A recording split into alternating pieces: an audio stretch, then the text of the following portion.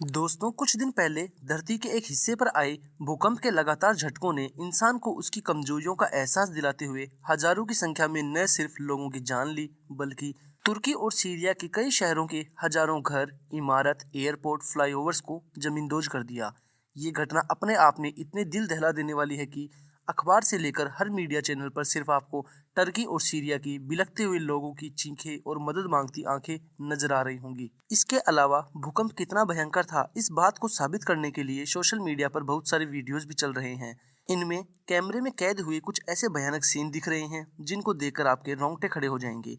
लेकिन इस भयानक भूकंप को लेकर के दुनिया भर में एक और भय का माहौल इसलिए पैदा हो गया है क्योंकि आज भले ही ये टर्की और सीरिया के साथ हो रहा है, लेकिन ऐसा ही किसी रोज और किसी देश के साथ होता है तो क्या होगा। खासकर भारत के बारे में भी लोग यही बात कर रहे हैं कि अगर टर्की जैसा भूकंप भारत में आता है तो यहाँ का इंफ्रास्ट्रक्चर, यहाँ की डेवलपमेंट पॉलिसीज क्या इस लायक हैं जो इस भयंकर भूकंप से देश और देश के लोगों को बचा पाए।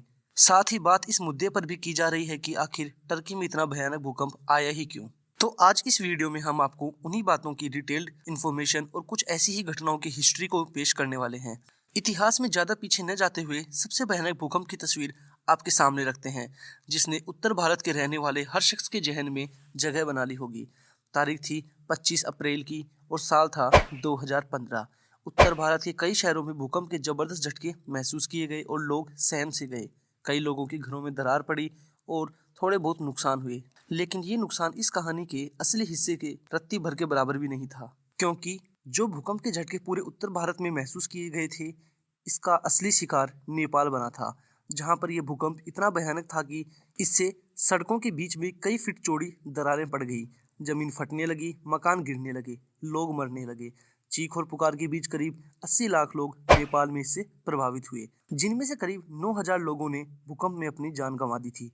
रेक्टर स्केल पर इसकी तीव्रता 7.8 मापी गई थी और इसे 21वीं सदी के सबसे भयानक प्राकृतिक आपदाओं में से एक माना गया था, जिसके बाद नेपाल जैसे गरीब देश के पास इस भूकंप से रिकवर करने के लिए कुछ नहीं बचा था। इसके अलावा 28 मार्च 2005 में इंडोनेशिया में आए भूकंप की तीव्रता 8.6 थी, लेकिन इसकी तीव्रता के हिसाब से मौतें कम हुई थी। 1300 से ज़्यादा लोग मारे गए थे। लेकिन इसके बाद 12 मई 2008 में चीन के सिचुआन में 7.9 तीव्रता का भूकंप आया था। हिमालय की गोद में बसा ये इलाका तहस नहस हो गया था, जिसमें 87,000 से ज़्यादा लोग मारे गए थे।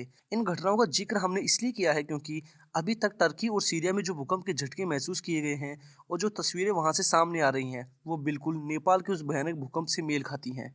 लेकिन इस बार के भूकंप में मरने वालों की संख्या के आंकड़ों में अभी तक भले ही 20,000 लोगों की गिनती हुई है, पर ऐसा कहा जा रहा है कि आने वाले दिनों में जैसे जैसे रेस्क्यू ऑपरेशन आगे बढ़ते रहेंगे, वैसे वैसे ये मौत का आंकड़ा बढ़ सकता है। ये किसी कंपनी का फाइनेंस ग्रोथ नहीं है जिसके बारे में हम ऐसे डिस्कस कर रहे हैं कि 20,000 की जगह 30,000 हो जाए, बल्कि देश और वहाँ पर रहने वाले उन नागरिकों के खत्म होते अस्तित्व की कहानी है, जिनकी कोई गलती नहीं थी, पर प्रकृति ने अपनी मनमानी से सब कुछ खत्म करते हुए लोगों को ये दिखा दिया कि प्रकृति से आगे या प्रकृति से ऊपर कुछ नहीं है। बहुत सारी मीडिया खबरों में आपको पता ही चल गया होगा कि इस भूकंप की तीव्रता रेक्टर स्केल पर करीब 7.5 से 7.8 तक की थी। जिसके क्या मायने होते हैं, इसे समझने की बजाय आप इन तस्वीरों को देख लीजिए जो तबाही की कहानियां बयां कर रही हैं। इन तस्वीरों के बाद आइए एक बार उन कारणों को समझते हैं कि आखिर ये भूकंप आया क्यों और क्या अभी भी इस इलाके में भूकंप आएंगे या स्थिति सामान्य होने की तरफ बढ़ेगी। टर्की में इतना बड़ा भूकंप क्यों आया, इसे समझने के लिए हमें धरती के डिजाइन को समझना होगा। दरअसल धरती बड़े बड़े टेक्टोनिक प्लेट्स पर बसी है। इसके नीचे लिक्विड सब्सटेंस लावा है, इसलिए ये प्लेट्स लगातार तैरती रहती हैं और कई बार आपस में टकरा जाती हैं। टकराने से कई बार प्लेट्स के कोने मुड़ जाते हैं, जिसके बाद और ज़्यादा दबाव पड़ने के कारण ये प्लेट्स टूटने लगती हैं। अब प्लेट्स के टूटने से नीचे से निकलने वाली एनर्जी बाहर की ओर निकलने का रास्ता खोजती है और इसी डिस्टरबेंस के बाद भूकंप आता है। अब टर्की केस में दिक्कत ये थी कि इसका ज़्यादा हिस्सा एनाटोलियन टेक्टोनिक प्लेट्स पर बसा है, जो plate Eurasian plate, African plate और अरेबियन प्लेट के बीच फंसी हुई है। जब अफ्रीकन और अरेबियन प्लेट शिफ्ट होती है तो टर्की सैंडविच की तरह फंस जाता है। इससे धरती के अंदर से ऊर्जा निकलती है और भूकंप आते हैं और ज़्यादा मात्रा में भूकंप आते हैं। लेकिन ज़्यादा मात्रा में भूकंप आने से ज़्यादा खतरनाक ये है कि ये भूकंप ज़्यादा खतरनाक हो जाते हैं, जिसके पीछे एक अलग लॉजिक लगता है। इसे ऐसे समझिए कि धरती के कई मील अंदर तक जब टेक्टोनिक प्लेट हिलती है तो हंड्रेड्स ऑफ न्यूक्लियर बम के बराबर एनर्जी निकलती है। ये एनर्जी दो स्टेप में 4 तरह की तरंगों के जरिए धरती की सतह पर पहुंचती है। पहले स्टेप में आता है ग्राउंड वेव और दूसरे स्टेप में होता है सरफेस वेव। भूकंप के केंद्र से धरती की सतह तक एनर्जी दो तरीके से पहुंचती है, एक होती है पी वेव और दूसरी एस वेव।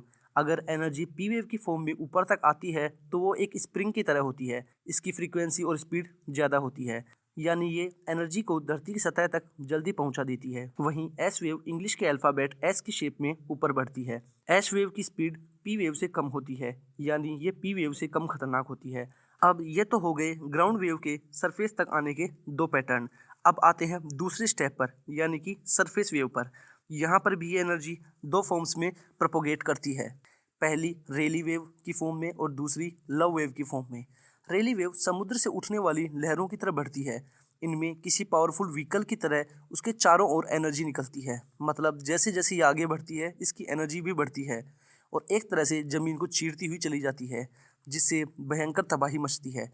वहीं लव वेव सांप की तरह चलती है, इसमें रिलेटिवली कम तबाही मचती है। लेकिन तुर्की की किस्मत में इस बार प्यार नहीं था, यानी कि तुर्की में जो भूकंप आया उसमें सरफेस वेव लव वेव की फॉर्म में नहीं बल्कि रेली वेव की फॉर्म में प्रोपोगेट हुई।